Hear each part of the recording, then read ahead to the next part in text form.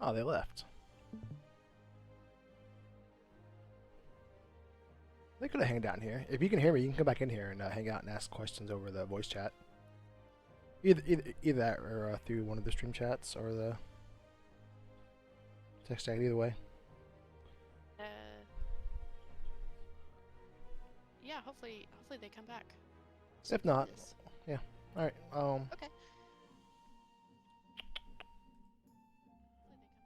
Oh, I'm probably coming through twice because I had my stream up. Whoops. Whoops.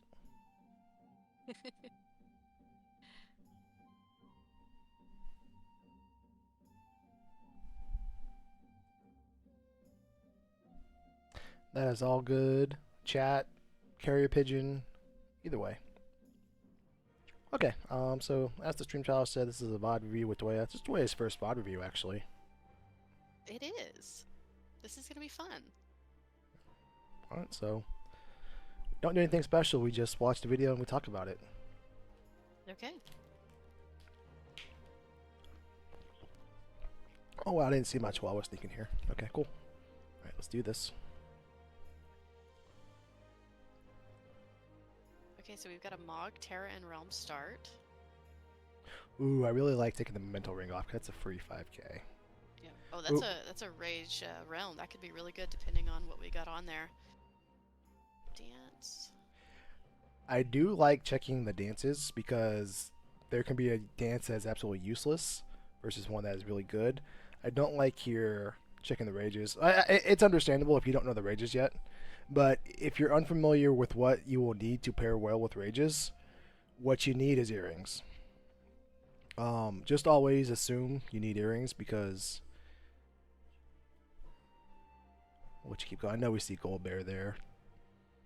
Gold Bear is a fantastic race, but you see how we're at 54 seconds and now we're taking off on the airship? Like, there's nothing you saw, assuming once you get to the point where you know the rages, there's nothing you can see on a rage list that will impact what you do or don't buy.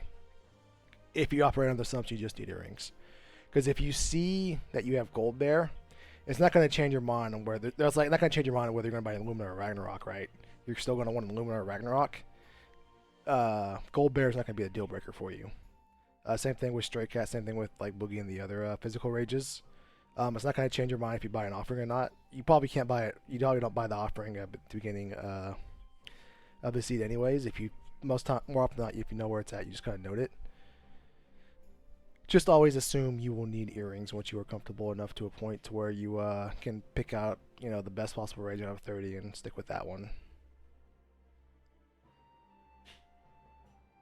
But if you're looking, speaking of earrings, we picked up one pair of them, and then we picked up some fixed dice, which are nice to have in your back pocket. Kind of be thinking about who you're going to put that earring on first until you get some more. But another thing is get used to world wrapping with the airship. So I noticed whenever we went to the sealed gate, we kind of flew the long way down across the map where you could just go straight up and just over a little bit from Narsh, and it pretty much puts you right there at sealed gate. Saves you a little bit of time navigating the world map. Just little bits here and there. I don't mind getting the far out of the way chest, especially as you are learning a little bit more so. I think we're in potion now. We're Purlearring, and I think we're in 4th in week 1, which is cool to be in potion after your first season. But obviously we're not where we want to be because we're trying to do a mod review. But as you were learning and working your way through the Ultra Sling ranks, or just learning in general, cutting down your PB, whatever it may be, looting more is just fine. Like doing the longer out of the way chest, you probably don't see people like Falcon Hitter, Golden Sucker do. It's absolutely fine. There's nothing wrong with that. But I like this. Yeah, I do like this. Grind fight. I like picking it because you found the fixed dice and you have Rage.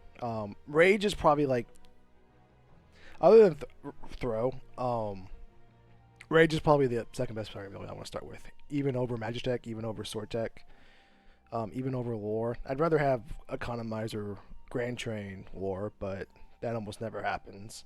But there's always at least like a level 2 spell right off the bat, and to have that, even if it's only you coming out during your first fight, that's so huge to have because you don't have the MP or the ability points to learn something like Fire 2. So if you have like Trickster Rage, and you can pull that out, that's so huge because it makes the first fight so much faster. Your first fight is honestly probably your most dangerous fight you'll take in the entire game.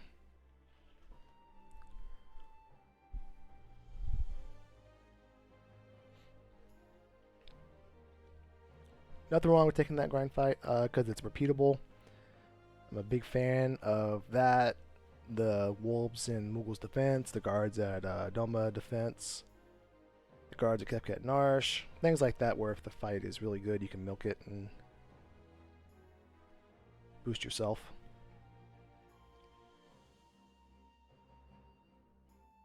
Alright, let's see what we get here. Sealed Gate is a great first check, just because of the loot that you can get in there. It's relatively fast. We've already talked about that one grind fight, so it's kind of got a little bit of everything to get you off the ground really early on.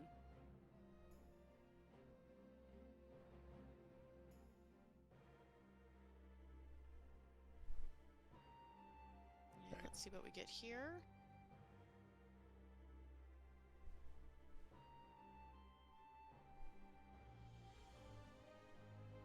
Dragonhorn's unfortunate. Okay.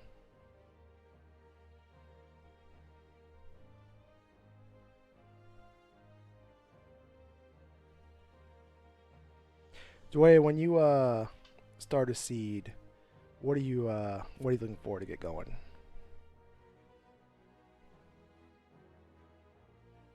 Well, it all kind of depends on who my starting characters are and what my starting abilities are.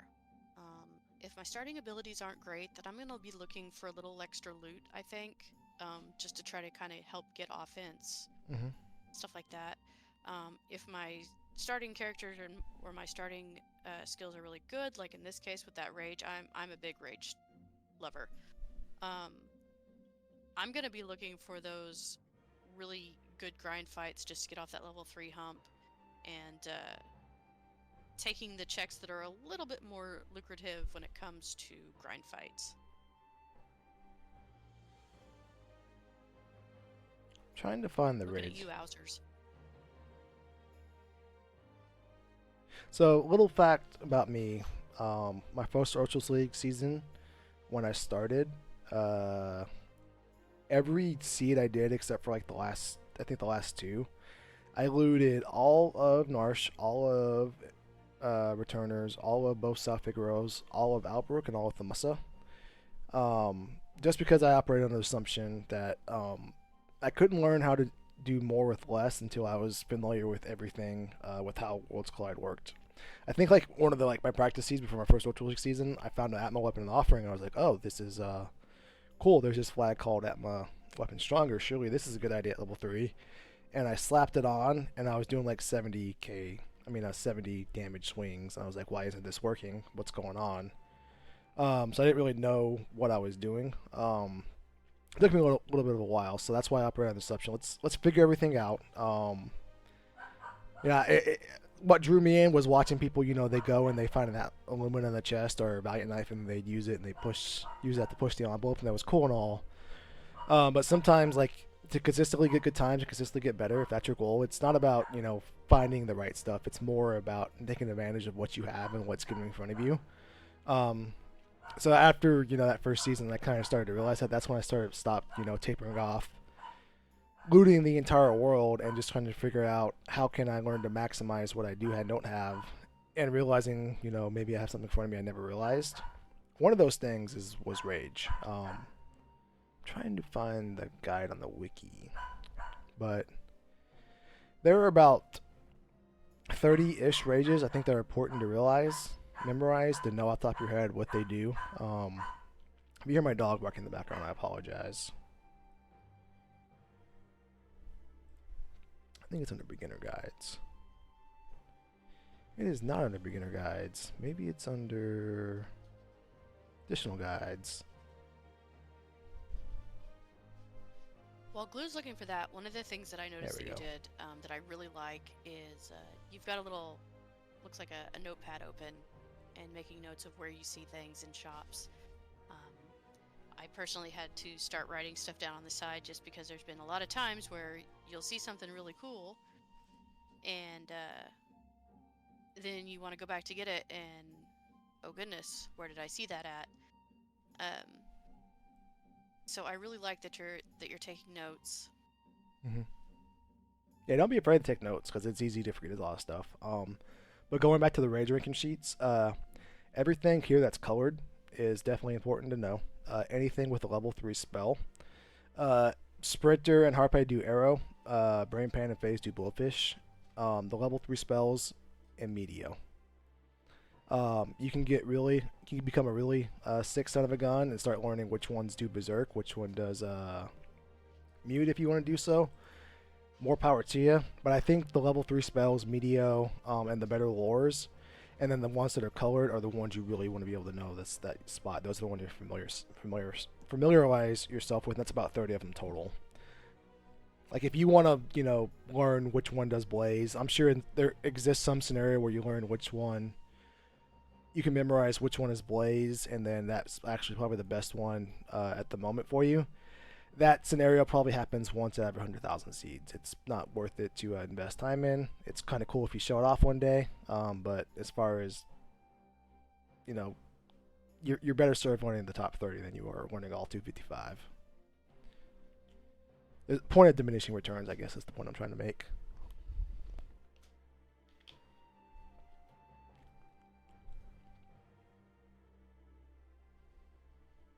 So Glue, you asked me, what am I looking at the start of the seed? Mm-hmm. What are you looking at the start of the seed then? Earrings.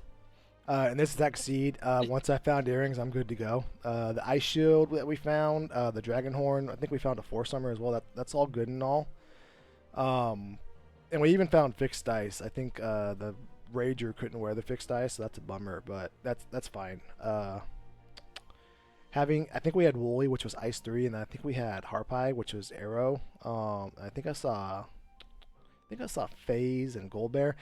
That's it. That's more than enough. I would have been happy with just Wooly and somebody else with a single target fixed dice. That's it. That's like the first. That's enough to get you a Kefka's Tower. Not enough to beat the game, but that's okay. We'll get enough to beat the game when we start doing the rest of the dead checks and dragons and things like that. But yeah, just earrings and I'm good to go.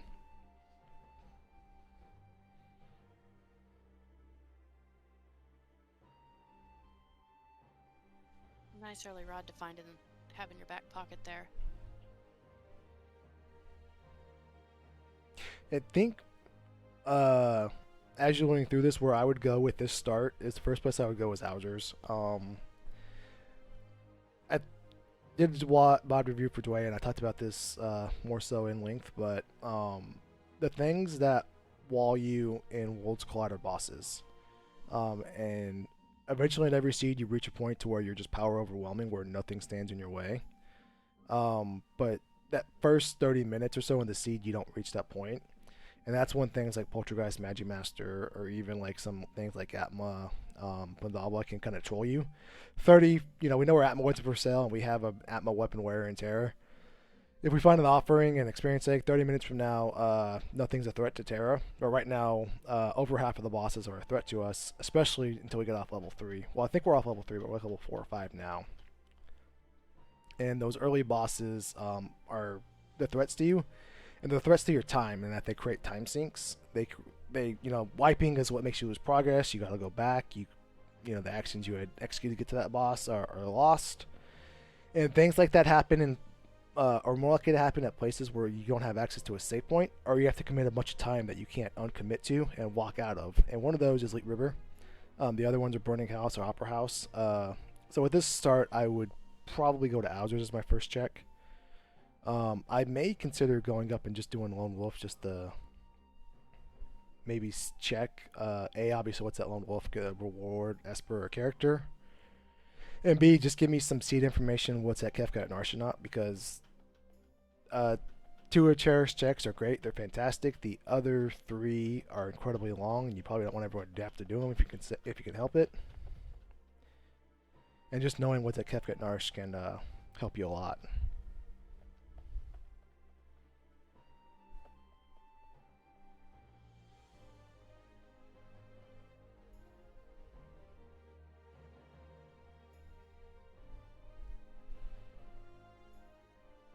Why do you think this is returners for? Because we're gonna do Elite River, or we think we're just looting a little bit more? I think we're just looting a little bit more. I mean, I could be proved very, very wrong, but Mhm. I think if this was me, that is what I would be doing if I was coming here. I would say also that if we don't do, I highly doubt we do Lone Wolf now. Um, but with Sealed Gate being dead, and with Dragonhorn and being of nothing of value to us at the moment, I would say Zen Thief is almost mandatory before we did anything else. If it's an Esper, your greatest source of power early is an experience egg. It's not an Illumina. It's not a Valiant Knife. It's Espers. Some are better than others. Even if it just has something like Fire 2 on it, Fire 2, slapping that on Terra. Now we have the Rage Wearer and a Fire 2 user. That's good, right? Because now we got Fire 2 will carry you a lot longer way than most people realize. Magic, is much better earlier in the seed because it has a higher floor for the damage it can spit out, because it's not as dependent on levels as physical attacks are. So your fastest way through fights in early in seeds is magic, and then you get magic from espers and elemental shields, and then you have lures and you have rages or whatnot, but more often than not it comes from espers.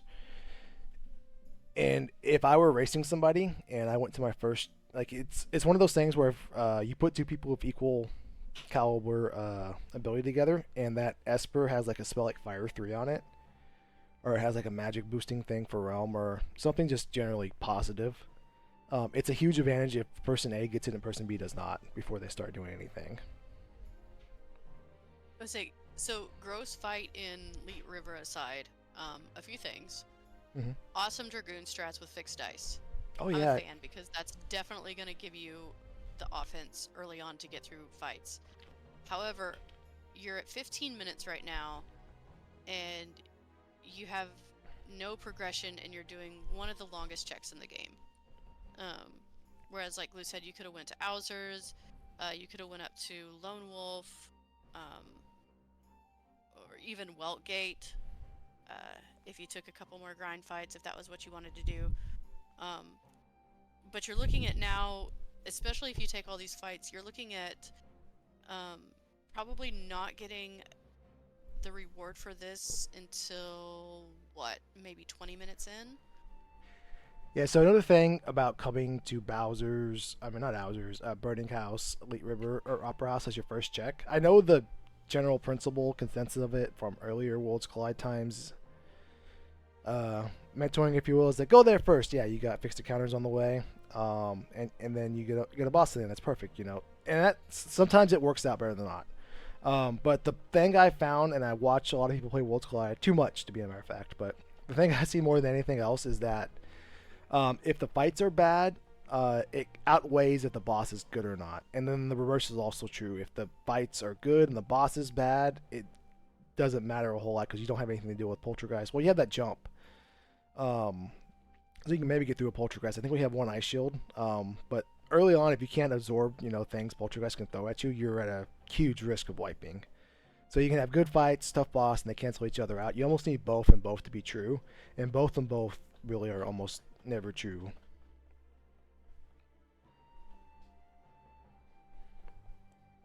And you may be able to, like, this could very well be tunnel armor, and we throw it all out the window. We're able to get through it. It's cool and all.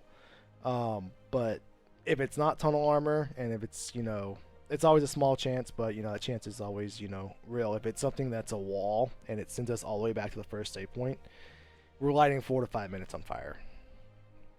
Whereas if you go somewhere to, like, Owzers, or if you walk, if you don't have access to Owzers or something like, something with a save point at the end of it you can get to and save before you do the boss, or Imperial Camp or Separate Church where you get fixed encounters but no boss that can wall you at the end. Anything that is peekable, that has access to a save point in front of it, and that's things like Owzers, things like Daryl's Tomb, things like Sealed, Cave on the Belt, and a few others. Even Esper Mountain. Yeah. Since you can peek that, It doesn't have a save point right in front of it, but The time it's a committed really quick is not check. that long too. Yeah. Yeah. Or the reverse is true for Figaro Castle Cave. It's quite a bit of walking to get down there to a tentacle fight, and there's no save point in front of the boss. So if you get down there, it's a decent amount of time, medium amount of time that you commit to find out the bad news. And again, we'll reach a point in the seed later on where it doesn't really matter because we get a lot more power under our belt, which is true from like just about every Ultra League seed. Sometimes you get there just from what's in Imperial Treasure Room based on what you loot. Sometimes it takes you 30 minutes. Sometimes you have to kill a dragon or two, get a dead check to get there. But you will always reach a point where nothing's a threat to you until you get back into Kefka's Tower. And that's when it's, running through Floating Continent, when you go that huge gap between save points, that's when it's, fine to do things like that. But early on in the seed, I duck those things as much as possible. Alright, so we got our first Esper. Let's look at it. Well, okay. That's It's ultimate. got a big blue bubble. Yeah. Okay. Not flashy. Well, technically it is flashy, but... So it looks like we're going to Esper Mountain. I'm gonna guess at this point we don't have a mobile charm on. But I'm gonna guess at this point we may not be doing Owsers.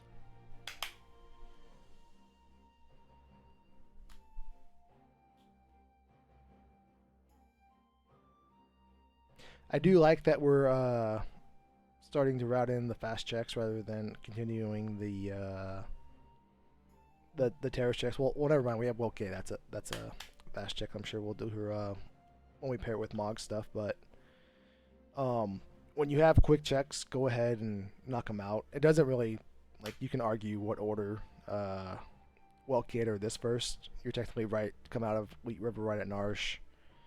Maybe you're thinking you want to do that with all Mog stuff at the same time. Maybe you're not ready to do all the Mog stuff right now, so that's why you come here. At the end of the day, it doesn't matter what order you do quick checks in, but you don't want to let your quick checks sit for too long. Because if your quick checks are very good rewards, whether it's the items or the highly desirable items or the really good espers that they may be, or the characters that kind of open the seed for you, you don't want to leave them too long, because if someone else finds them before you do, they get on that better path than before you do, and that gap can widen. The more time they're on the good news path, the better off they can be over you. Great use of that Thunder Rod breaking it. One turn, pretty much kill on that boss. No sense in keeping them around if you can put it to use right away, like that.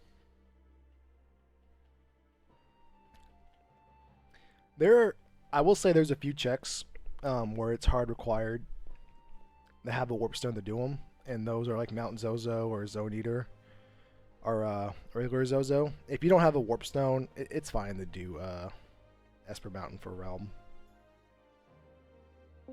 More Ultima. Yeah, I would definitely not put that in the shame category for sure. Hello. Hello again.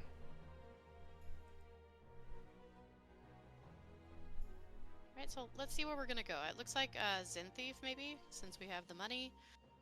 Picking up that glowing stone there, which is good. Everybody gets an Esper. Everybody gets something to learn and a stat boost, hopefully.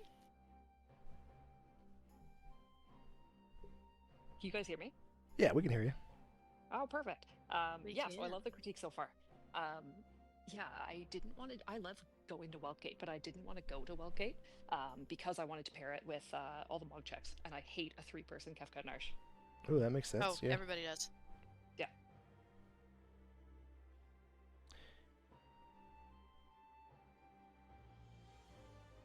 Alright, so... Expensive Zen Thief today. My goodness. Yeah.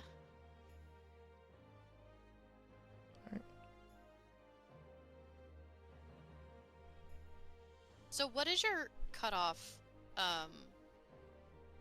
as far as like, if it says glowing stone, what is your cutoff of what do I sell up to, or when do I go check World of Ruin to see if it's less expensive? I think So it always... Oh, sorry, I thought you were asking me. No, please Oh ask no, me. you go ahead. You Before go me. ahead. You go Oh, ahead, I and was I'll asking chime. both. Yeah, I you want go. I'll chime in. both sides here. Well, my answer is definitely it depends. Mhm. My problem right now is that Senti was expensive, and I wanted to get that Atma weapon since I have Terra. And the Atma weapon, I think I wrote it down, was like 40k. Mhm. So I was hesitant, and I can't remember if at this point I had that much that was worth selling. But I don't mind shelling out rather than taking the time for roll through it if I can afford it. Mhm. Sure thing. I would say it depends because GP in some seeds is incredibly valuable, and GP in some other seeds is so plentiful that it's honestly the cost of the Centipede doesn't matter. I was kind of I think I kind of paid attention to some of the stuff you sold. I think I think we had 3 elixirs sitting in there. And we were able to comfortably get to the 40k or so. So it looks like I honestly probably would have just bought it. I think we already found Atlas ornaments and earrings, so I'm not super worried about going to another Zen to worry about picking a relic shop, because once you found Atlas ornaments and earrings, there's nothing else in relic shops you should be looking for. Technically, there can be an offering in there. Technically, there could be marble shoes, but if you're banking on marble shoes, we need to have another conversation. But B, if the odds of an offering being in a relic shop are pretty low, comically low, they're not going to be in the relic shop. And one, out of every 20 seeds, I'll be wrong, and I'll be wrong on one every 20 seeds. But the other 19, I'll happily be right. I do like warp stones here. I do like, yeah, warp stones are wonderful.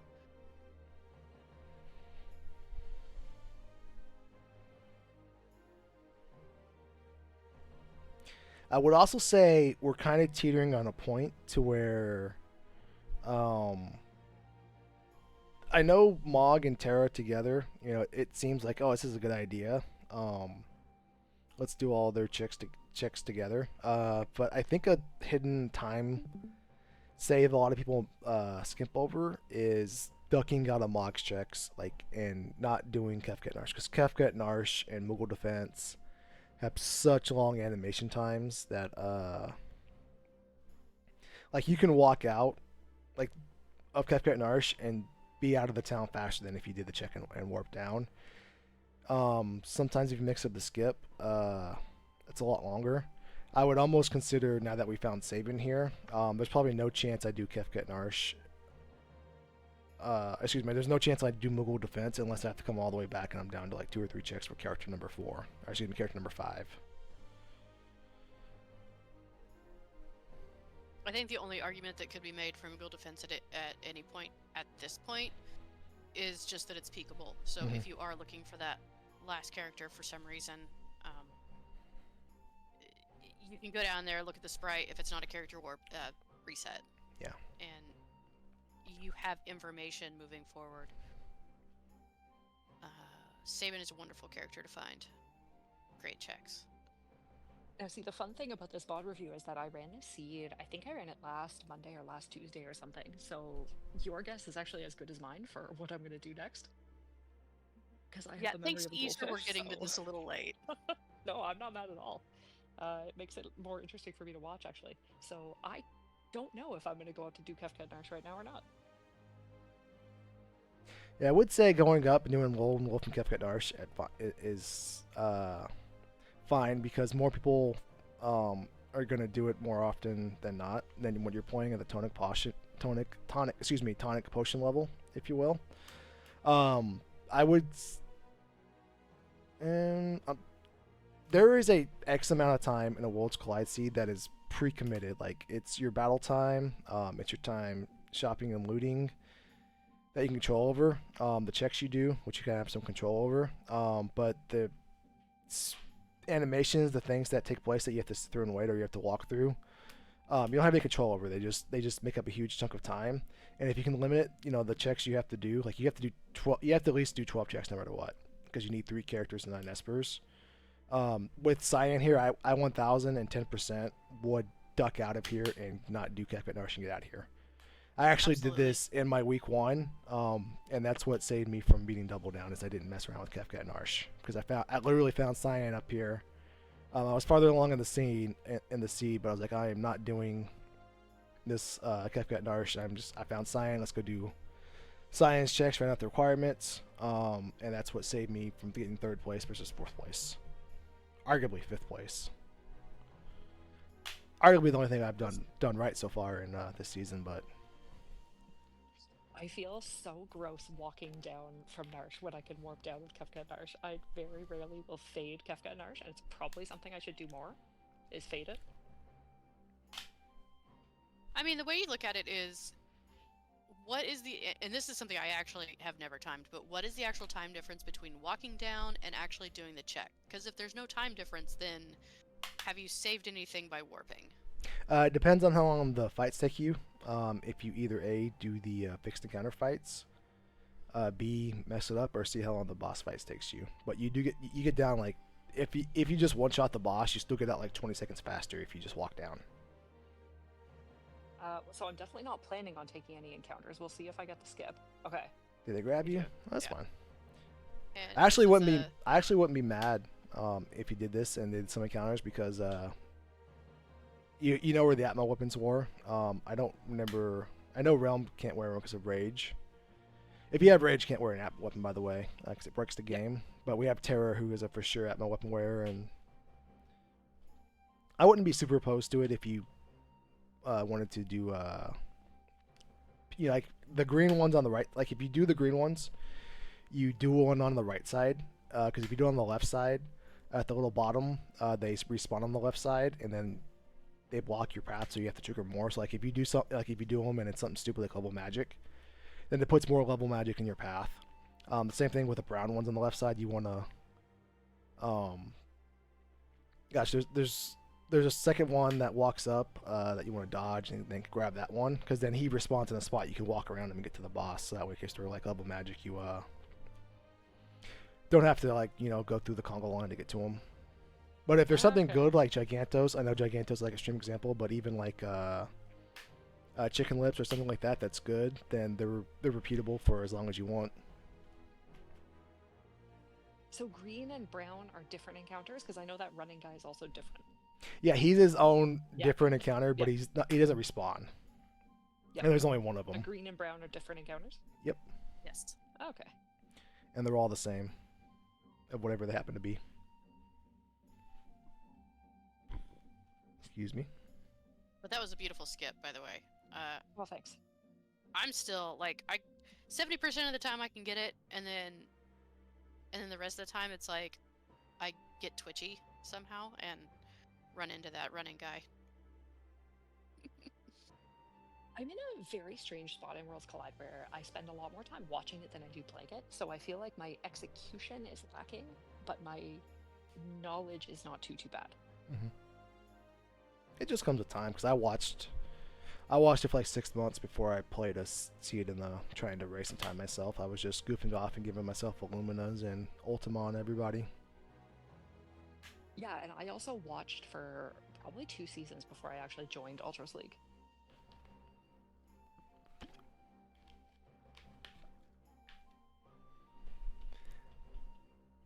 So I didn't catch if you saved. I don't Yes. know if. Okay, you did. Yes. So is this one of those, like, if you see that it's a character, are you going to reset out, or what is your thought process? Apparently, I'm not.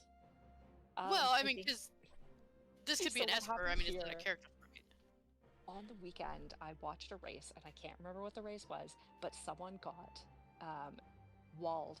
No, not walled. The seed was Moogle defense gated, Mhm. and someone lost their lead massively by not checking Moogle defense. So it's absolutely recency bias, where I'm like, I'm never coming back here. I'm just gonna check it now. And I think at this point, I'm watching on my phone, but I know I'm quite short on Espers compared to characters. So I think when I saw the NPC, I just said like, I don't mind. Yeah, But, but it I'm is a slow- assuming it is like a slow check. If you had seen like a character sprite, you probably would have reset out. So I'm I probably guessing- would have reset unless Yeah. it was cells. If it was cells, I would have kept it because I have someone with Magitech. Okay. Hmm.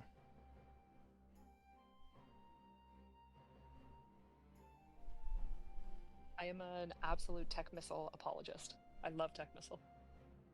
Every rail up stick missile. Actually, I really love X-Fur. I love a good instant death at my fingertips. It's true. However, I'm not really happy that it's on Sabin of all people. I mean, It's still fine because even if he only does like 3k damage, that's 3k damage to everything, and it's a nice lane solver. Mm. Really, a problem I've had in my first, well, I actually kind of did this in the 2-pawn championship, which you just forfeited, where I was like, I had 2 good characters, and I was like, you know what, these 2 characters, they're good enough. I'm gonna try it, and oh, that's gross. I had like, that's sad to see. that's a Yep. bummer. So that's another thing too. If you wanted to peek this, that's fine. But once you saw this wasn't a character, that's backbreaking. Like, I think we started that at 31:03, and now we're at 34 minutes. Oh yeah, that's gross. We could have arguably done 2 of savings checks at the same time we did that one in.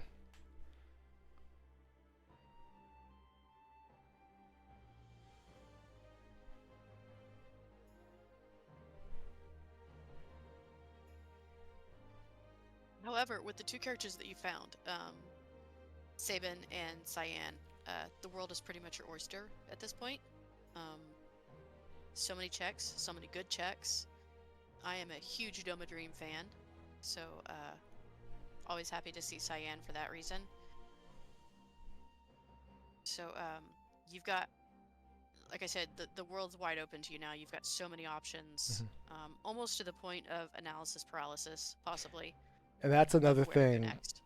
That's another point too of like you don't want to leave the. I know what happened. Cyan happened to be up at top of Lone Wolf, but like if let's say that's like one of the faster checks where you find a Cyan and Sabin. There's now 10 possible checks between those 2 characters, and they're all pretty fast. Even Sabin's longest check, which is whatchamacallit, Mount Colts, is still relatively fast. Like, it's not that as long as people think it is. It's just an awkward spot where you never really come out next to it. So a lot of people skip over it, or they pretend it's a lot of walking, but there's no animation time, so it's just mainly walking. Whereas Barren Falls is not as much faster as people would realize. It's only like 30 seconds faster. Ooh, there's an Atma weapon. Yeah, that was a dead check I wasn't mad to see. So what I would do right now is I would check who could wear that Atma weapon. And if Sabin can wear an Atma weapon, that means I need this Atma weapon for Sabin. We know Terra can wear it. And who else do we have? Mog. If you wanted to transition to Mog, if you didn't remember if Mog could wear it from when you checked in the shop, that would be another build. That's a build that could be viable, and that's a build you wanted to know if it was possible to go that direction. You would definitely want to, like, do the double click on it in the menu so you can see where it is and Urza can't go, or just go into the menu and see if Sabin can wear it. That's And a really good even- point. I don't know that I ever check. And even if like you don't have like plans of like Mog ever wearing it, or Sabin ever wearing it, or whoever else may be ever wearing it, it's always really important to know who can wear things like Atma weapons or fixed dice or Valiant knives before, just for Kekvis Towers alone, because they're boss solvers, so they may not be the main build while your party is fully formed. When your party is compromised, it's really important to know that who can wear what, that you have floating around in other members. It's really powerful, so that way you can transition it over just for that one fight to get through it. And this is a definite runaway.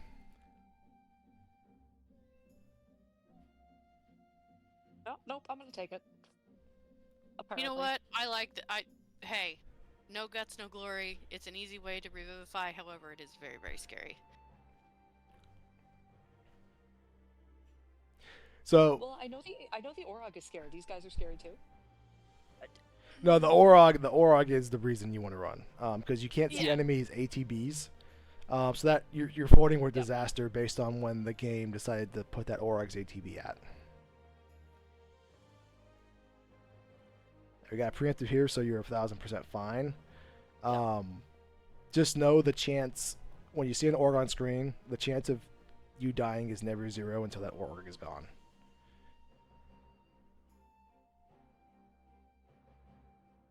Because if that Orog zombies your Mog and that Mog gets up in the air, you gotta get off the screen or you're gonna die. Oh yeah, for sure.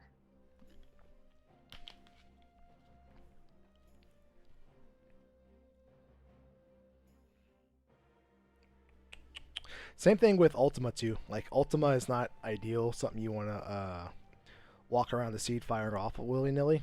But it's one of those things you want to put on Realm and just it's always there.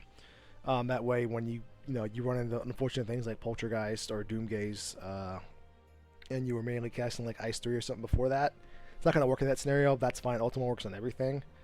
Well, it's slow and has the high MP cost or whatever. In a pinch, it's a bite solver for you. Yeah, and I'm a fan of the 254 MP Ultima since it makes you think twice about it. I would agree with that. For Ultros League, absolutely. Yeah.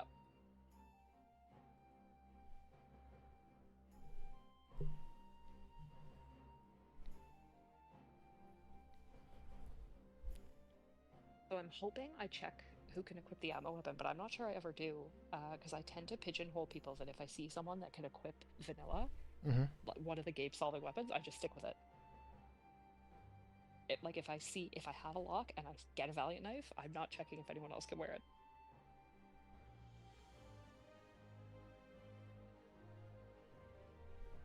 I don't think that's necessarily a bad thing because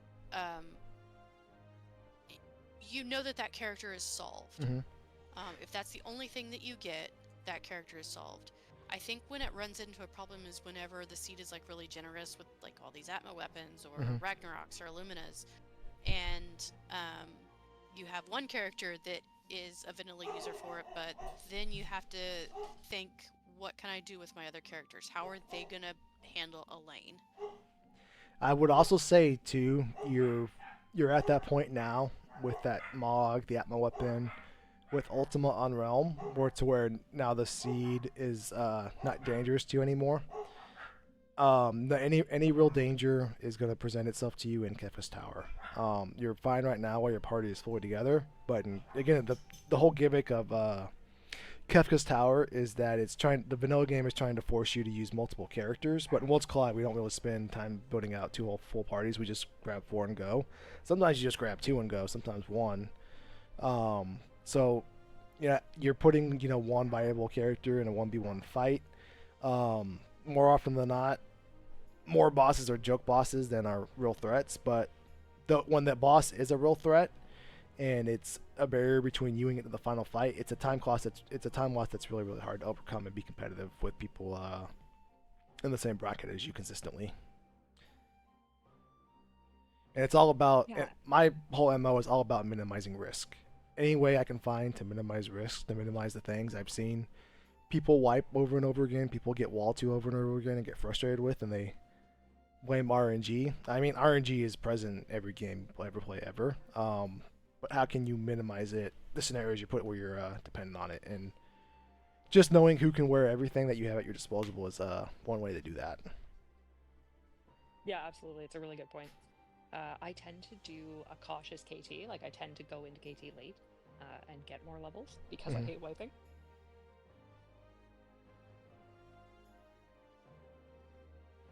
But it means my my KTs and my final Kefkas are also slower. Ooh, it's Mr. Thou.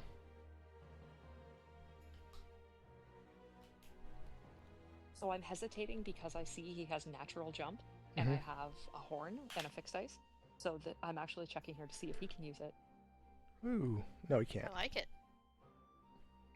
It sucks that he can't, but I like it. Yeah.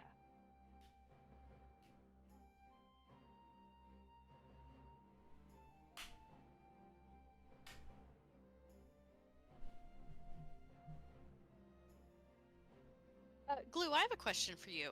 I have an answer this is for you. something I actually don't know. The second ghost merchant on the train, is it the same shop for all of them? Yes. Okay. I kind of thought it was, but I was hesitant to say that it was and be wrong. I'm glad it's always the same because I only ever ask the one ghost. Yeah, because Yeah, me there's, too. I think, 3 total. It'd be really awkward if Try Meet was all here, and all 3, and then down in Ancient Castle in World of Ruin, the other 2 Figaro shops, and it means you couldn't get to it. Oof. That's just disgusting. You need to never say stuff like that again. But no, they're all considered the same shop. The same shop. Yeah. Okay. I kind of figured.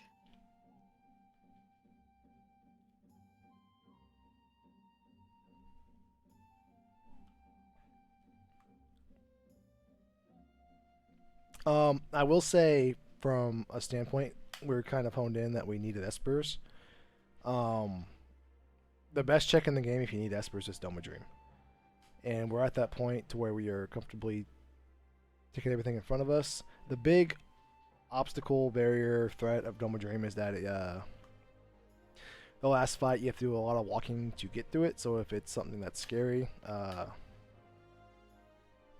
you find out the bad news after committing a little bit of time. But you're at that point now to where you want to. That shouldn't be the reason you shouldn't go. And then it kind of I actually. No, go ahead. and it holds, and the same logic kind of applies that I said earlier in the seed, that you don't want to leave your good checks, your quick checks that you have starting floating around too long. Once you find the characters 4, 5, and 6, you don't want to leave their quick checks floating around for too long either, because then what you'll do is you'll back yourself into a corner, like doing the longer checks, to where you have requirements, and then you got requirements doing longer checks, and then you left all these quicker checks on the table that could have got you there just as well. And if you're, again, I always, in Ultras League, you are placed in, to the best of our abilities. Players are the same brackets if you have equal ability. And if you were, player A, and a bracket was doing longer checks and player B was doing quicker checks, I would, shoehorn quick player B to be the consistent winner in that scenario. Yeah, you're totally right. I'm pretty sure the reason I picked Phantom Train is because I'm looking for an offering. Mm-hmm. And so I liked that monster in a box. But there's, 11 monsters in a box in the game? There are 11 total. Yeah, so my odds of getting the offering are only 1 in 11 by doing this check, and it is a slow check, and it didn't give me any XP. Taco, have you done your week 2 Mega Elixir yet? Taco Manga's in my chat, one of our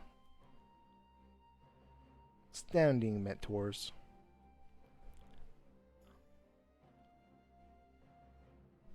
I was going to make a comment about the Mega Elixir. Okay. Never mind, I can't make that comment.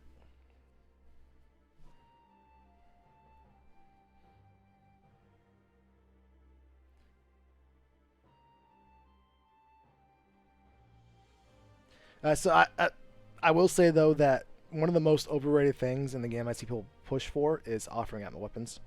Offering Valiant Knife is far, far, far, far, far more valuable because you don't suffer a damage penalty with the HP boosting part of it. So it's literally it's on top of the pedestal of the things I want to start a seed with, or to have, as far as to get through a seed as humanly fast as possible. It's Valiant Knife offering, and then B is up for debate. But A, S tier, number 1 is Valiant Knife offering. Atma offering, while nice and allows you to break the damage cap, you suffer a 50% penalty, and that really, really nerfs it. So I don't understand the overall consensus of that. It's a must-have with an Atma weapon versus just doing, really good damage with a single swing Atma weapon. You can still keep your other relic spot free.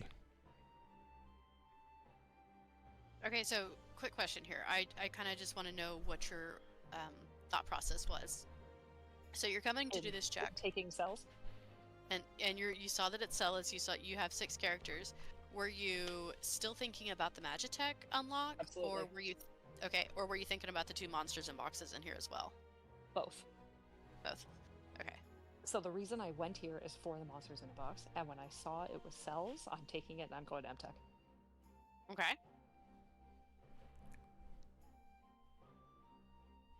At this point, because I haven't checked if Sabin can equip the ammo weapon, my Sabin is doing nothing. And so I have an expensive Ultima. I have a fixed dice jumper, which is not super duper consistent.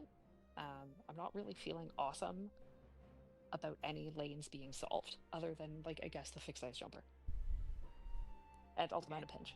And so I'm still short on espers, and since MTech 1-2 are only esper item, and the end of MTech will give me tech missile, that's kind of my thinking for it. But again, MTech is slow.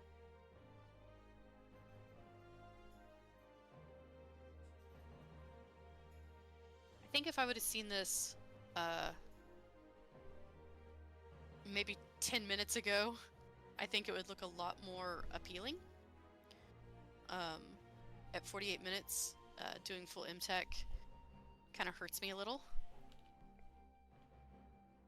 Yeah, I think But in the pursuit of tech missile, I think you're going to back yourself into a corner to where you can't do Dumb and Dream now. Without going over your... If I do Dream.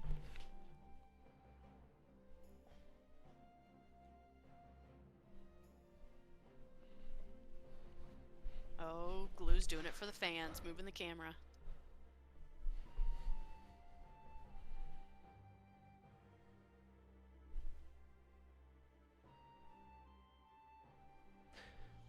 You remember what you're... think we have a couple force pieces of force armor and force shields and Aegis shield and ice shield. So I think the armor's pretty good here.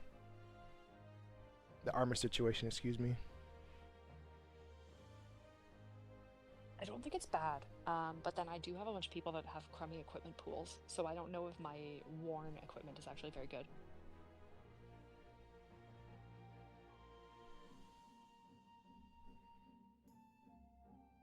Ooh. Okay, Alright, well, so- this is something that you definitely would want to see early on. So here's a good example of a point I want to make about... Some people call it action economy. You can call it whatever you want. But ultimately, in battles, you don't want characters acting that aren't doing substantial amounts of damage. And in this fight, Saban doing Ice Beam and Realm Raging is just going to trigger a bunch of counterattacks that are going to force you have to heal from those counterattacks, and then B, again, just not do anything. So Mog with the fixed ice jumping here is going to ignore anything debilitating Goddess can put on you. And that's like a love token, and that's the fact that she has a auto shell, so the magic doesn't really, unless it's defensive ignoring, doesn't touch her. So you only want Mog acting here. Everybody else is going to trigger a counterattack that you don't want to have to heal up from, or just not do enough damage to make it worth it.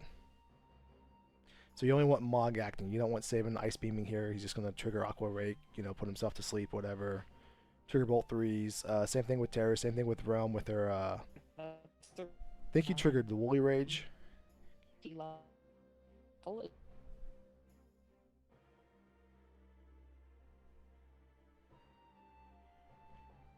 Yeah, you really just...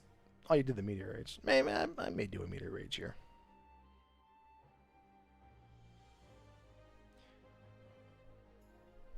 This also might be a spot where you go ahead and part with some of those fire rods just to get through this comfortably.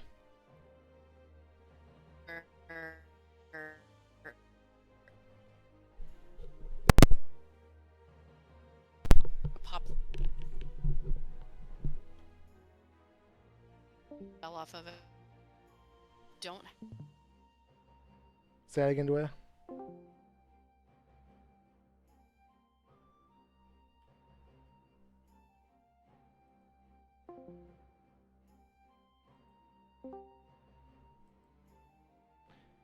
Say something for me, Dwayne. Something? Okay, there we go. I don't know. It was kind of getting a little robot-y. Okay, there we go.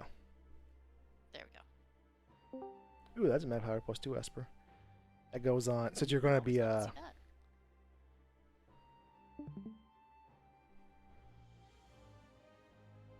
So Berserk, when you find the Berserk spell, that should like really embolden you, empower you, because it solves the biggest threat in the game, Magi Master for you. Like flying around early, you should have like an uneasy feeling walking up to some of the bosses just because when he's still floating out there. But when you find Berserk or even Reflect, if you're unfamiliar with how Reflect works on Magic Master, I'll explain that as well. But when you find Magic Master, when you find Berserk, that gives me like a aura of confidence to start flying around and being aggressive.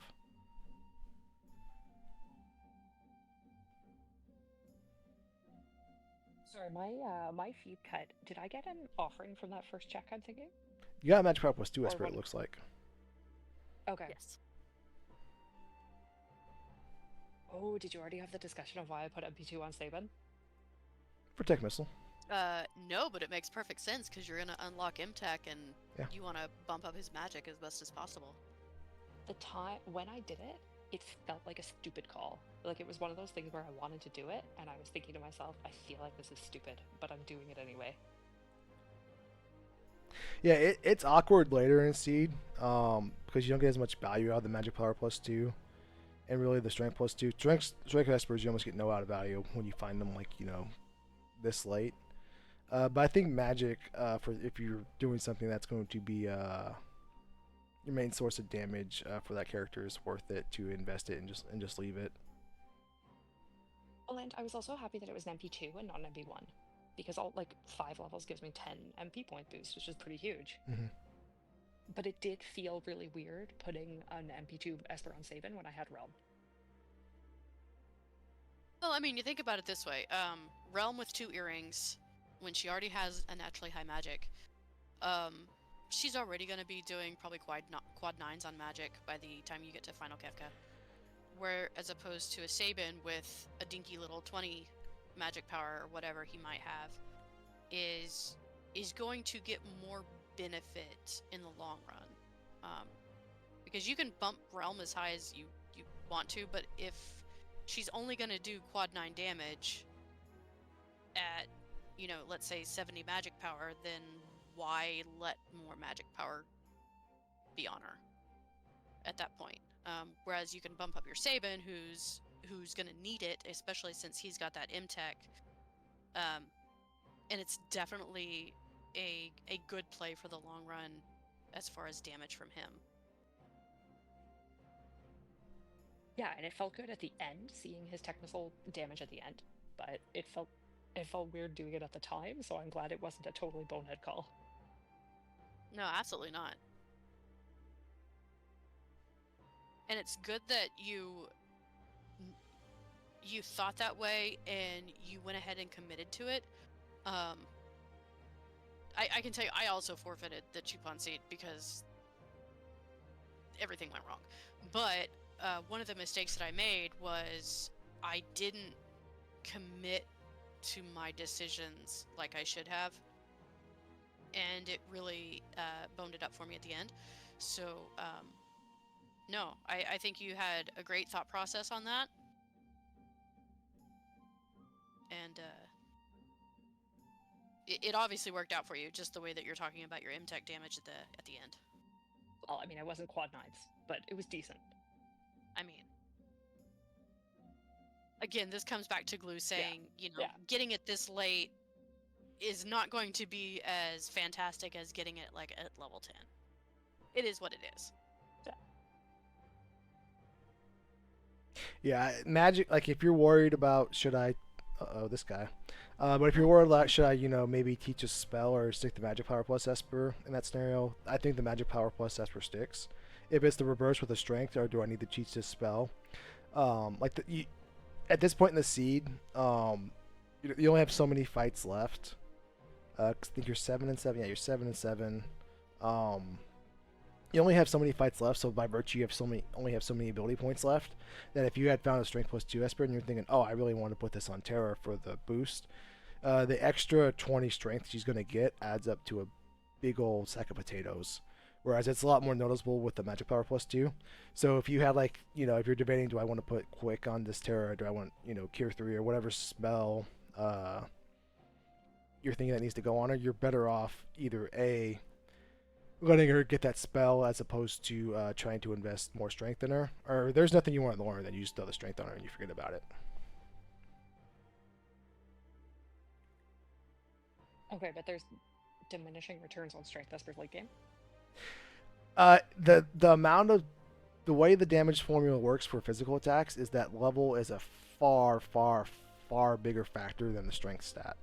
Where I'm going with this, like I will see people at the end of the sea like check Esper number 8, Esper number 9, and see if strength plus 2 Esper, and go out of their way to get it on somebody, and it makes a negligible difference. Even if you had found it, 20 strength makes a negligible difference on the damage output for physical attacks. I mean, it obviously increases it, but there's a damage calculator formula on the wiki, and if you go plug in 20 strength to a level 40 Atma weapon or a swinger, you'll see it adds up to almost next to nothing. That it's not worth your time to it's not worth your time to risk not learning spells you really want to need or other things like that.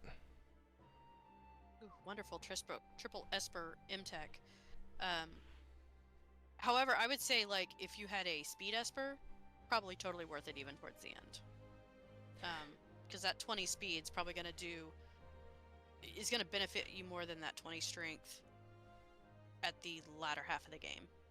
Yeah, strength has a far larger impact in physical abilities like throw in Sword Tech 7 and Sword Tech 4 to an extent than it does the actual attack command. Ooh, my music is done. Let me restart the video.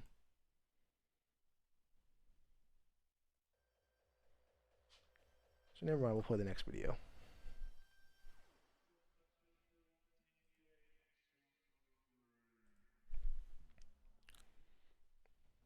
Okay, so you're one away from unlock. You've got M-Tech, you've got your Atma, you've got Ultima. Your 3 lanes are solved. Ultima's not great for it because it's so expensive, but it is a solution. So that's got to be a pretty good feeling at this point. Yeah, I think so. I'm not sure why I'm menuing here. Maybe I'm just checking out the new Espers that I didn't check out before.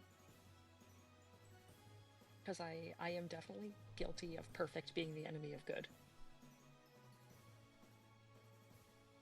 Oh, that is a wonderful saying. I've never heard that before, but man, that fits most of my play, I think. I would say I think I heard it for the first time on a stream. there's nothing wrong with checking the Esper you just got from Magic Factory there. However, my argument here would be there's nothing down in this basement you're going to have to fight. So there's nothing that could be on that Esper that would help you for a fight down here, because there is no fight to be had. So you're either getting an Esper item or character down here.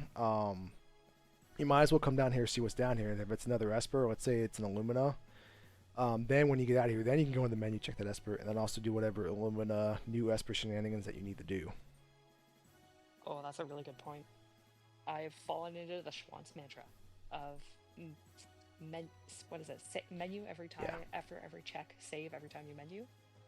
It's like, I equate it to, like, you know, Oreo cookies. Like, it's, if I go eat an Oreo cookie right now, it's not going to do anything. It's not going to be too much sugar, not be too many calories, not going to impact how much I sleep tonight. However, there is 0% chance I go in the kitchen right now and only grab one Oreo cookie. I'd probably come back with a entire sleeve of them, maybe the whole package. We'll never know. I'm not going to go do that, by the way, but all of those are very much in the realm of possibilities. And it's kind of the same thing with the menu. Like, some people say go in there and save. It takes a lot of discipline to get in there and only save and not play with that experience egg that you just got. Play with the Illumina or Esper. You just got to just check the Esper. It's really hard to not do that and just do that. So it takes some discipline, it takes some learning, and it takes some time. It also takes some forward thinking, because you could have technically not put that experience egg on, got your Zetzer, and check that Esper from the end of Magic Factory all in the same menu slot and not miss out on anything. Yeah, I'm so in the habit of saving after every check that I don't think about, do I actually need to save before the next check or not?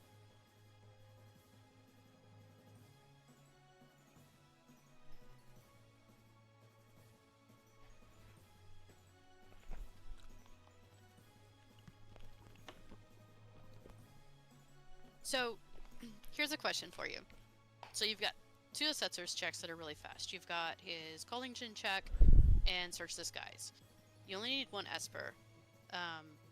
Collington can be Esper item or character. Search the Skies can be Esper or item. Why did you go to Collington over Search the Skies? I have no answer. It's a good question. I'm watching on my tiny phone screen, so I can't tell how many checks I'm at, but I know I do get check skip. It could simply Okay. have been in You're at pursuit of 9. check skip that at this Yeah. point I know. Yeah, you're at 19 now. I mean, trust So me, I there would was have no been at wrong answer 17 there. before calling him in. I probably already knew before going into calling him in that I was going to get check skip because Setzer has the 2 checks that are so quick. Yeah, that was not a criticism. It was more like, what was your mindset? Because you could have easily said, well, if Cullington was a character, then I've got character skip. So there was no wrong answer. It was totally just me picking your brain. It could also have been that I knew I wanted to do Search the Skies because I perpetually feel too weak to do Final Kefka, so I might as well get whatever the free check is first so that I can potentially equip the Esper if it has something good for Search the Skies. Kind of like when people will get the Ancient Castle tech before doing the Ancient Castle Dragon. Mhm. But honestly, your guess is as good as mine.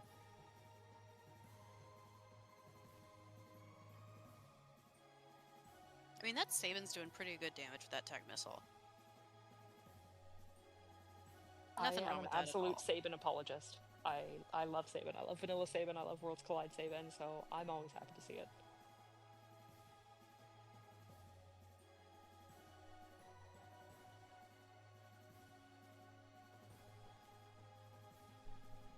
Okay, so you picked up that Fenrir. You've got your Calmness Protection. I've seen that you've learned Mute, and you have Instant Death with the Magitech. So you've got all the pieces of the puzzle for Final Kefka. So that's got to be a good feeling, especially that being your last Esper that you get. Yeah. And actually, so one of the reasons that I picked this seed for a VOD review, it was twofold. So this is very much classic for how I run a seed. I very frequently get check skip. I very frequently tack on a dragon at the end for some extra levels. And nothing really went particularly horrifically wrong or right in the seed, which again is why I picked it.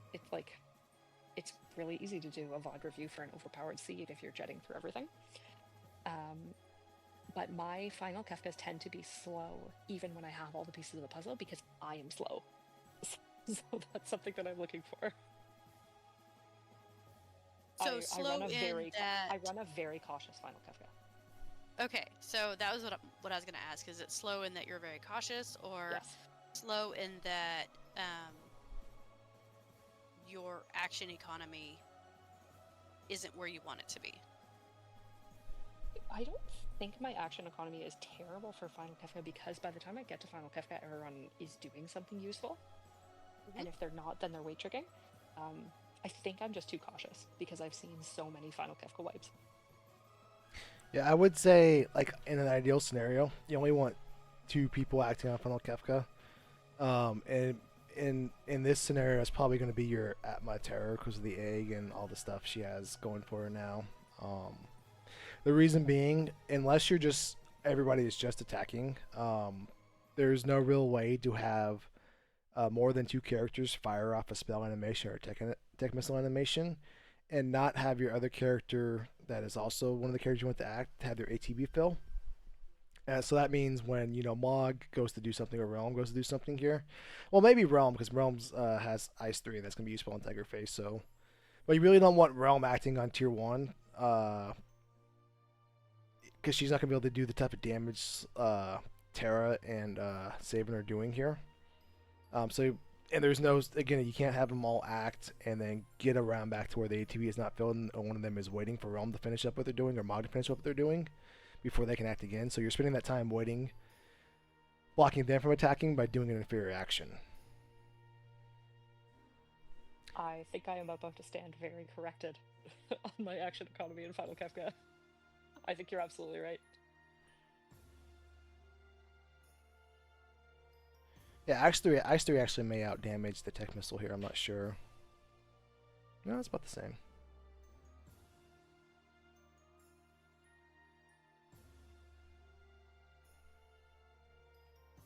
And I've been watching, and I don't think I ever checked who else could equip that ammo weapon, because I have 2 ammo weapons. I think you had a Genji Glove. Did I get a Genji glove? Oh no.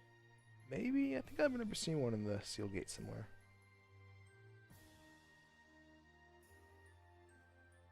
Oh, there's another ammo weapon for you. There you go. Great. Just what I always wanted.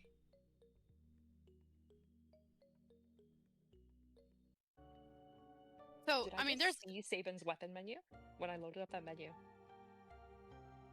you did. Okay, thank God there was no ammo weapon. Yeah, there was he couldn't equip it just based on that screen alone. So you had mentioned, you know, how very commonly you go for check skip, you know, doing like middle lane and having a dragon be in your final fight. There's absolutely nothing wrong with that, for sure.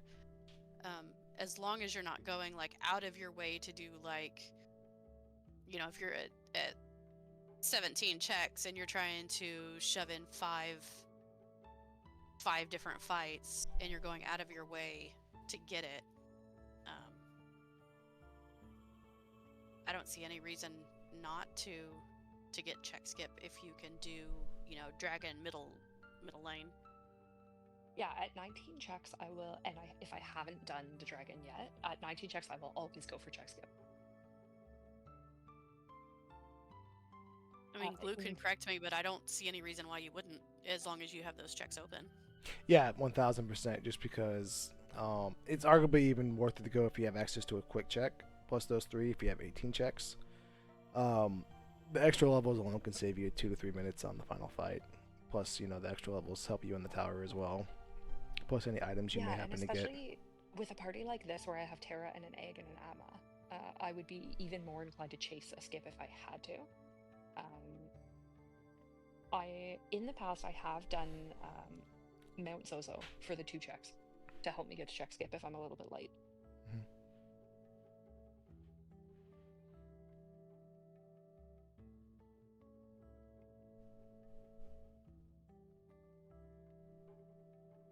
Yeah, this is another good example. Because she had it.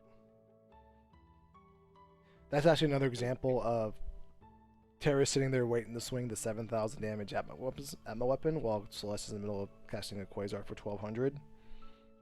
So Terra's sitting there waiting to do 5 times the amount of damage Celeste will do. Really, you'd only want your mules acting in these fights if it's only to do like, you know, round numbers of damage. Like if you're doing, if you're familiar with how to calculate the boss's HP total, if you find something that has like, you know, 31,000-ish HP, and you have a character doing 9999, well, it doesn't matter if they're doing 9999. It's gonna take 4 turns for them to kill someone that has 31,000 HP. That would be a scenario where you wanna. It's okay if you fire off a 1,200 damage Quasar, because then Terra needs 1 less turn to take down whatever that is or isn't. But something like that, where Terra's not an odd number, Terra's just sitting there waiting to act twice to kill it. Celeste is just blocking Terra from acting. Yeah, absolutely.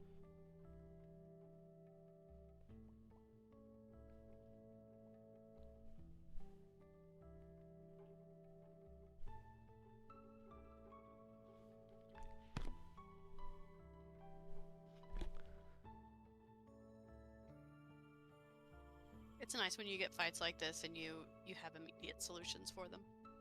Yeah, feels good. Yeah.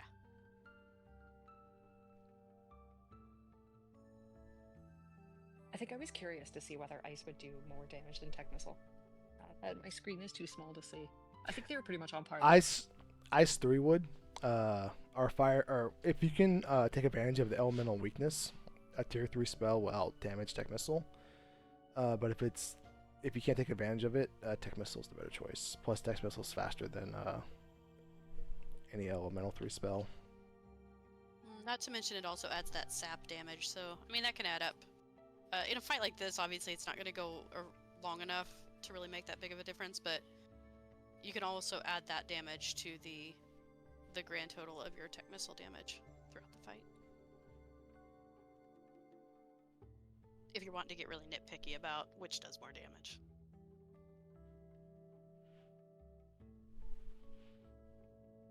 Probably also not worth the time I'm taking to move the egg around. No, not at all.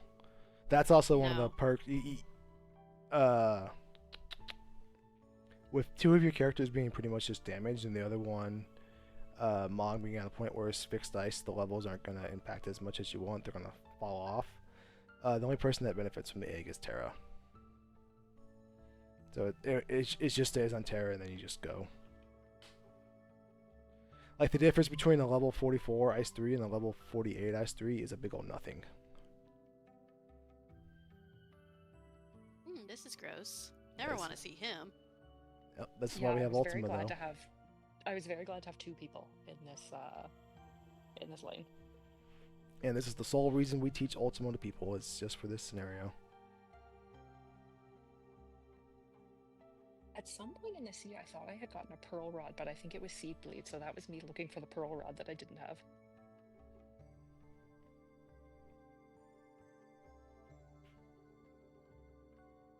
However, I love breaking this fire rod on it.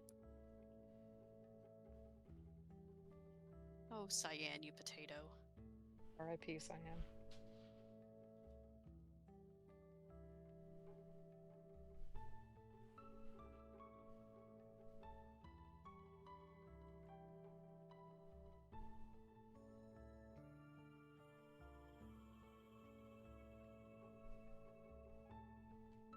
Alright. Nicely done.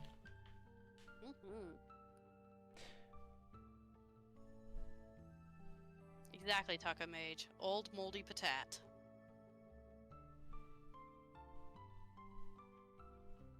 Nasty catfish man. I think this is also one of the very few seats where I actually bought the right number of sleeping bags. I think I'm going to end with about 2 sleeping bags left, which never happens. It's like cooking pasta.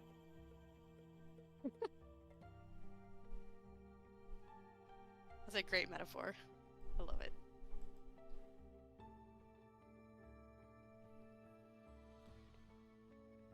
So at this point with Realm, I'm pretty sure you could have thrown out an Ice 3 and it would have been probably about the same amount of damage and just faster. Big blue bubbles are nice, but they're slow. I was actually worried that Ice might heal Ultros. I wasn't sure, and I didn't want to gamble on it. It doesn't. But clearly it doesn't. Water does, but ice does not. Okay. Yeah.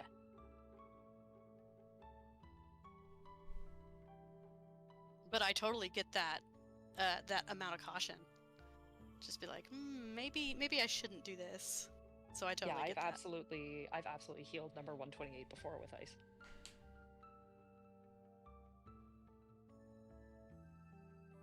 All right, so here we go. This is exciting. You've got good damage. You've got all your protections that you need. And I hit switches, I think, pretty much at 116 on the dot. So, spoiler alert, I don't think anything goes catastrophically wrong. I think it's just generally a slog, as a lot of my final Kefkas are. A safe slog, but a slog. Well, so Mog's the only person out there that is going to break your damage cap, just because of the jump and fixed dice. So any Kefka fight where you cannot break that damage cap is going to be a slog no matter what. And sometimes the seed just says, nope, you're gonna do this in the slowest way possible. So that's nothing. If the seed doesn't provide, then there's nothing you can do about it.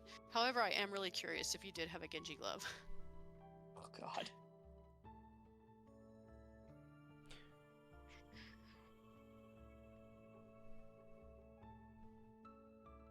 I think I had break on Saban, so I don't know why I chose to use X-Zone anyway, because I think X-Zone has a lower hit rate.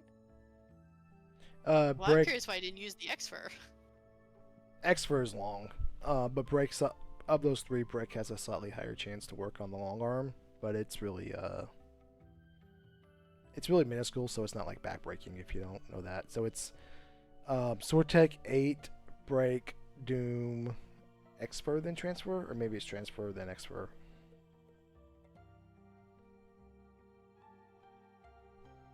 But X-Fur is better than X-Zone? It's either X Furs last or X Zones at the bottom, one of the two. But Doom is so definitely neither is awesome. yeah. I mean they're awesome. It's just the way stamina works is that there's only one fight in the game where stamina impacts the chance of something like X Zone hitting, and that's actually the fight we're on right now. Every other fight in the game, it doesn't matter if you do X Zone or Doom. The only preferred thing would be to do X Zone because X Zone renews the damage, the crack pow animation on things like Phantom Purlearring, and then some of the there's another, what other boss do you insta death? Neuropera, Senior Behemoth, things like that. Whereas if you doom them, well, you can't doom Neuropera because of Reflect, but if you doom Senior Behemoth, it's a little antler animation.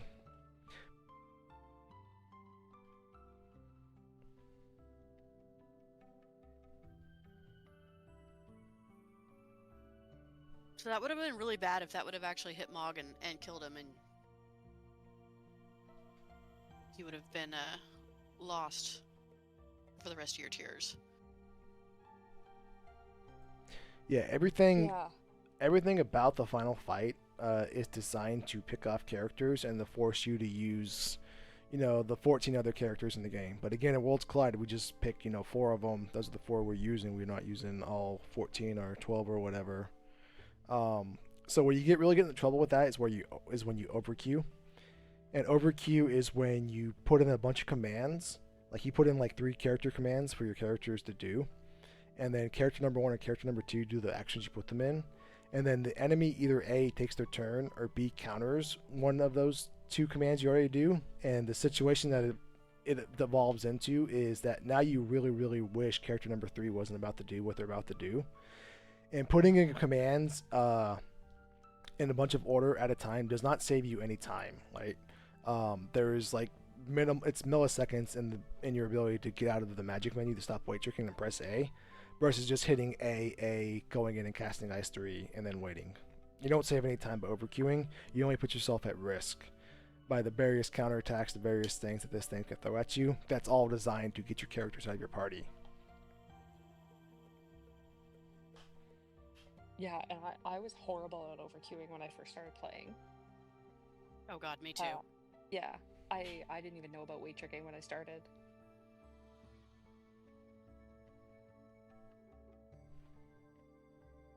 Yeah, putting in 4 Okay, putting in go 2, ahead. 3, 4 commands doesn't save you any time. It just gives you a false sense of confidence that you're doing better. Well, yeah, and you've pushed A so many times.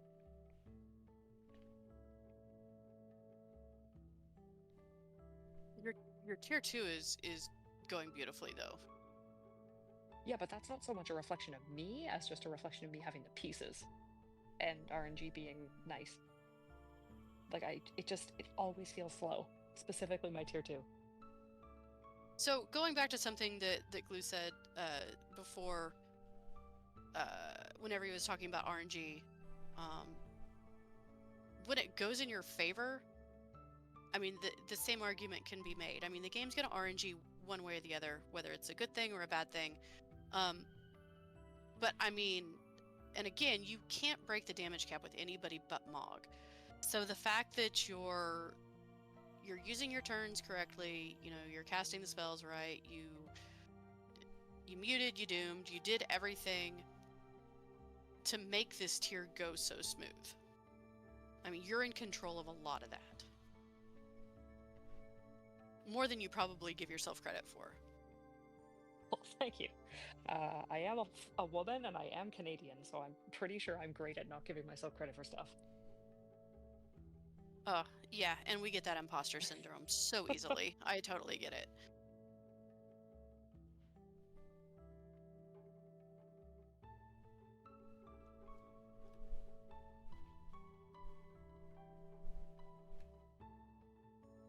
Yeah, that went so smooth.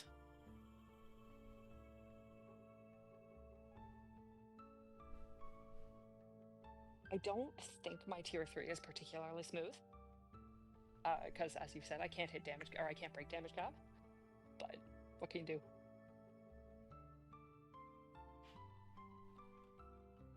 Tier 3 is where, even with your Mog, like if you let Mog jump and you let someone else act, That's where this I could see where this can get out of hand, or things can turn sideways on you.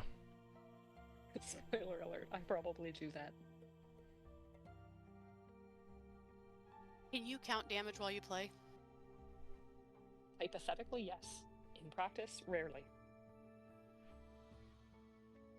So, full disclosure, I cannot. Like, I cannot keep track. I am too distracted by everything else, and numbers don't stay in my head.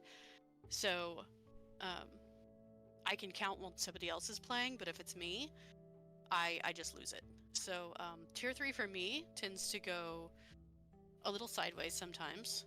And again, your Mog, you can't control how much damage he's doing, so there's no way that you can predict when you're going to go past that 29, 370 or whatever it is.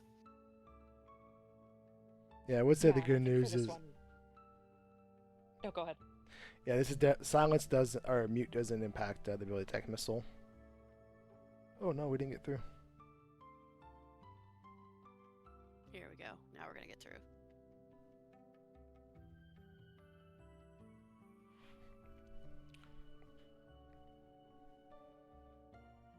But Yeah, when that you get last-minute Fenrir was a relief. when you get trained, and you still have the way to, and you have your commerce protection up, whether that's Golem or Fenrir. Because train will wipe your Phantom Vanish status. But if you have Golem or Fenrir up, and you get trained, and you still have a way to get to the fight, and Fallen 1 doesn't wipe you. Like Fallen 1 can wipe you if you don't have access to healing, but in this scenario, you got plenty of elixirs and Heal Force. Fallen 1 does nothing to you. Just get through the tier 3 with all 4 characters and get up to the next tier and just eat the Fallen 1. Yeah, that's a really good point. I 'Cause didn't you- need to echo screen or eye drop when I did. Because you can't die until he takes 2 turns, whereas you are in danger when you're in the middle of that tier 3 raid. Tier Yeah, tier taking 3 a second medial to- phase, yeah.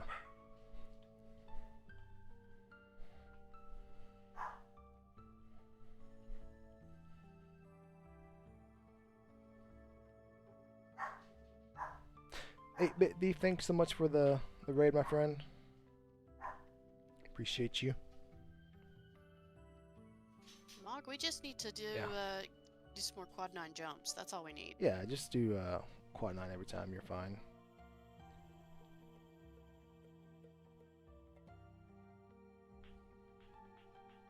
I think at this point I'm just waiting for a counter charge, which is why the heal force came out. I mean, there's nothing wrong with that. That's definitely safe. Especially being able to break these shields. Again, can't take them with you, might as well. That should be it. Yep, GG's. Thank you.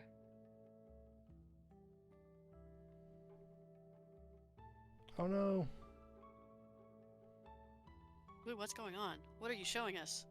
Well, I've been listening to this in the studio music from BBC Radio. So there's some Dua Lipa, some Paramore, some De La Soul. I was watching some wrestlings. There's some WWE videos. So yeah, This is an inner look into glue. that's my YouTube history right now. Oh. Or my YouTube suggested videos. Excuse me.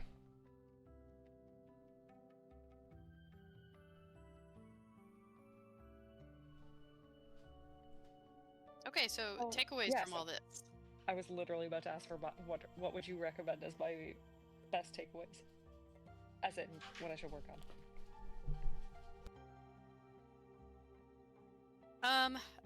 Okay, so a couple things that stood out to me, and this is getting really nitpicky, is just your action economy. You know, like Lou mentioned in that, was it the Ultros? No, it wasn't the Ultros fight. It was No, one of it the was other fights. Ultros. Yep, with Quasar. Oh, was it Ultras? Okay. You know, just swinging with Terra, Celis doesn't need to do anything. And then just probably prioritizing your faster checks over your slower ones. I'm really looking at that Leet River. And thankfully it was an Esper and it wasn't dead, because that's just a total feel bad moment. However, like, then there's other things that are like really clean. Like I said, that tier 2 was really clean. And then your decision to put that magic plus to Esper on Sabin, it was a really big brain play, because you knew that you were going to be using that M-Tech all the way through, probably going through Final Kefka. So, and not second guessing that, not changing it, you know, a couple fights later, like, oh my gosh, I really need to put something else on him or something like that. So those are my big takeaways from that. Glue, what about you?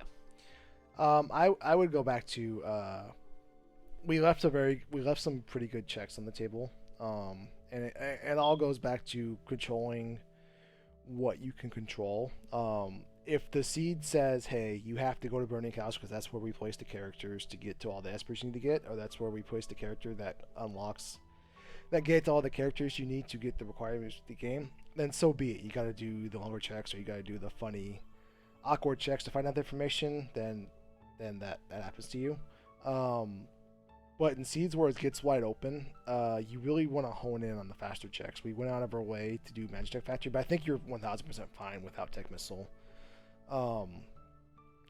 Realm casting Ice 3, honestly, wasn't going to do any more or less than what your Tech Missile was doing. It was just going to be a little bit safer for some of the scarier fights.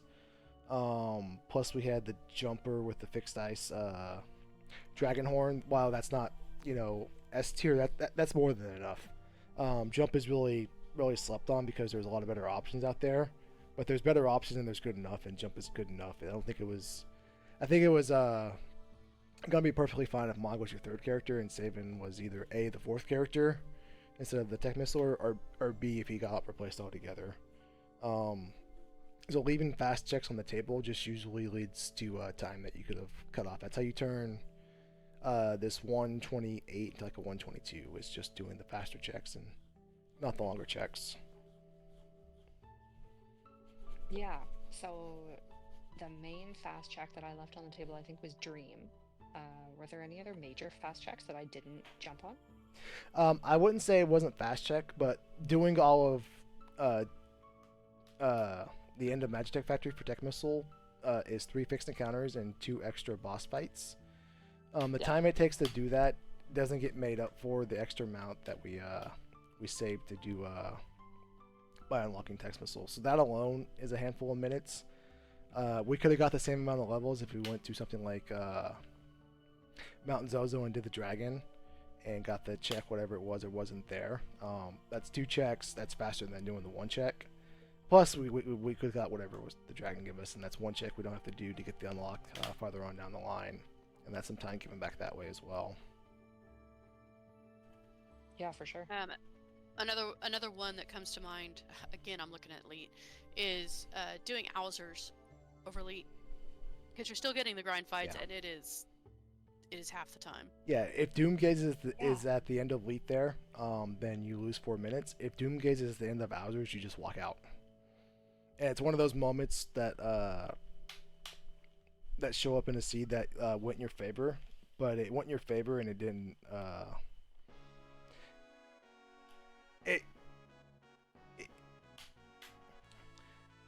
I think of, like, if you go, like, I always like it's kind of like troll plays, meme plays when you go to Elite or Burning House, because you have to be okay with the idea that if I go here and the seed put Poltergeist here, that I just lose, that I just either forfeit or I lose or accept I lost.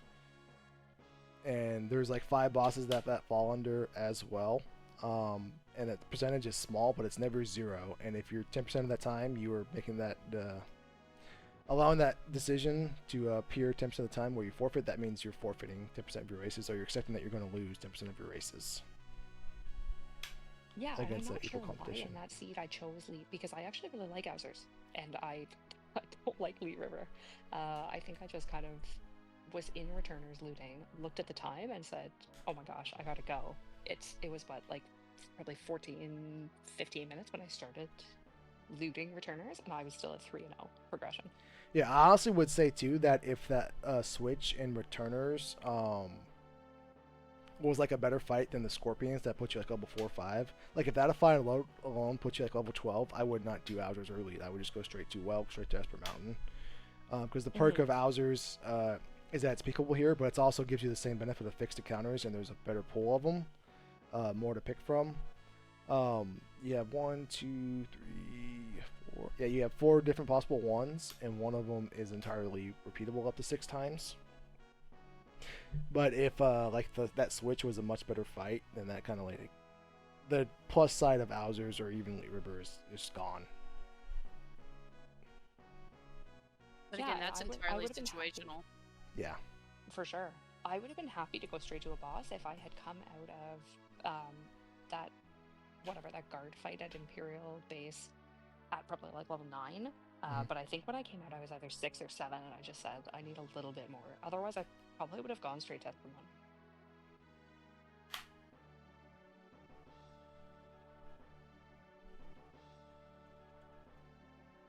I'm trying to think. So after Elite, you did. Help me, Esper Blue. Where Mountain. did she go after Elite? Esper Mountain, then all of Narsh stuff. Okay, yeah, Esper Mountain. Okay. Yeah, and then probably ducking out of Moogle defense for sure. I think it ended up being a dead check. Was Yeah, it it was another dead. dragon horn? Yeah. Yeah, it was a horn that I never used. Definitely could have ducked out of that and went and did. Yeah, so the time you, like, ideally, or just with the benefit of hindsight, the time you took to do all M-Tech plus Moogle defense, if you had done that with Mount Zozo, that's 4 to 5 minutes right there. Yeah. Because the dragon at the midway point of a seed is absolutely no way a dragon wipes them. Like, you have to be wearing all flame shields, and you walk up to water dragon or blue dragon, and he wipes you that way. Like Pearl Dragon, once you're past level 10, it's not a threat to you. Red Dragon is never a threat to you. Skull Dragon never a threat to you. Gold Dragon a little bit, but if you are like properly level and not horribly outskilled, you're perfectly fine to tackle something like a Gold Dragon. Yeah, and I don't tend to think about dragons mid-seed unless I have a spell that I really want to learn. I usually only think about them at the end if I'm trying to level boost, but I should think about them earlier. Or right at the beginning if I found a Super Ball in a chest. But I'll no, be they honest, should be part of a mid-game. I think about dragons from the very start. Like, if I can find something to take out a dragon, I'm gonna take out that dragon. Really? Right from the get-go? Oh yeah. If I find it, like if I loot a Super Ball or if I loot an early shield that I can learn the spell from, because more often than not, it is only going to be a positive for my party, either through the experience plus the item, or if I have an Esper, I've learned the spells. I think there's actually a saying flowing around of always be clobbering dragons. Yeah, so ABCD. there is no realistic point with the way the skilling works in Ultras League, where that you can kill a dragon and you don't gain at least 2 levels for your characters as long as they survive. So that plus whatever they drop, plus the vanilla drops are sometimes incredibly helpful, whether it's Force Armor, Force Shields, Pearl Lance, or the Muscle Belt. Sometimes those are incredibly helpful. If not, they sell for a decent amount, so they're a good choice of money. Yeah, absolutely. The main thing, the reason I hunt out dragons so much is that they allow you, what they drop allows you to reach that point in the seed where nothing is a threat to you until the tower, and that's through the drops of them dropping offerings, Illuminas, Valiant Knives, Ragnaroks, whatever it may be. Some of those are kind of dependent on what you like. Valiant Knife is kind of dependent on having the offering, and same thing with a fixed dice, but it just allows you another stab at part of the equation to get that S tier build. Yeah, absolutely. Yeah, I don't really understand why somebody decided, hey, let's make dragons drop high tier items. They already give you 50 ability points, more experience than it only helps you. never is a detriment to you. So the Yeah, only I haven't really downside, decided it either, but I'm not mad. the only downside to Yeah. them is that sometimes you kill them unnecessarily, and what they give you, you could have found anyway. So then you technically wasted your time getting them, and you didn't need those levels or whatever. Those are the same is true with like visiting shops. Sometimes you sell everything you have to find a value knife, and then you immediately find a value knife. Yep, I've been there. Buy an offering, get an offering. Yeah, sometimes you open 8 monster boxes and you finally find the offering, the katana soul, and then you get it from a dead check that's right around the corner. It happens, but Yeah, that's happened to me in Daryl's tomb.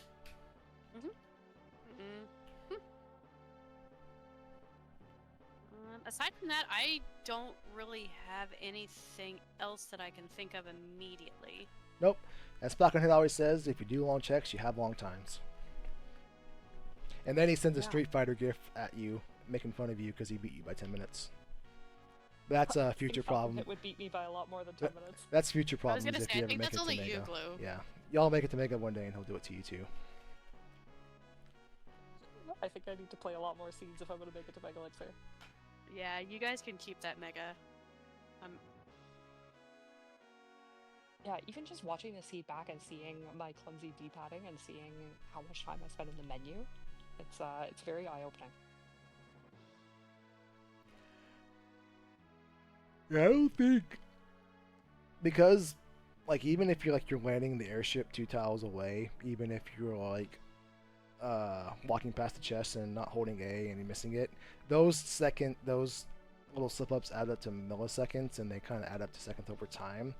But like if you go look at the ultrasleep.com and all the standings, nobody's losing races by 2 to 3 seconds consistently. They're losing them by minutes, and those minutes and the difference in the gaps between the various tiers are things like minimizing your actions, minimizing the things you spend in menus, minimizing the things you can control that are decisions you make consciously throughout a seed. Yeah, and definitely I think my biggest takeaway is to focus more on fast checks instead of slow checks that are like convenient or fun.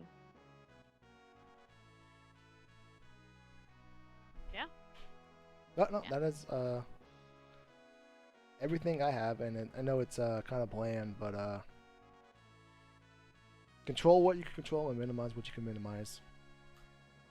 And minimize Yeah, no, risk I when don't you think it was can. bland at all. This was super helpful. Thank you both so much for doing the VOD review. I really appreciate it. I'll probably end up watching it again. But Well, thank this is you awesome. Thank for you so much. being my first VOD review. I was so excited. Yeah. Well, thank you for Thank being you my again. first VOD reviewer. Yay! Okay, I'm gonna duck out because I'm in Eastern time and it's past my bedtime already. But again, thank you so much. I really appreciate it, and I love this community. Absolutely, it's our Of pleasure. course. Have a good night. And thank you, Bye. thank you, Dwaya, for doing this with me. Excuse me. Hey, absolutely. Thank you for running me through and showing me the ropes. Can't wait to do another one. That is it. I'm actually gonna find somebody to raid. We have 7 viewers hanging around. That's pretty cool. See who is playing this wonderful game.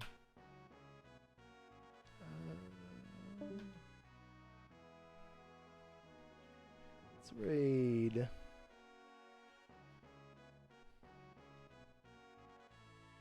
I think I spelled that right. Thank you again, 8-Bit, for the raid if you're still here. I appreciate you, my friend. And this I can't pronounce Javento. He's new to Worlds Collide, newish. Started playing the other day, and let's go pay him a visit.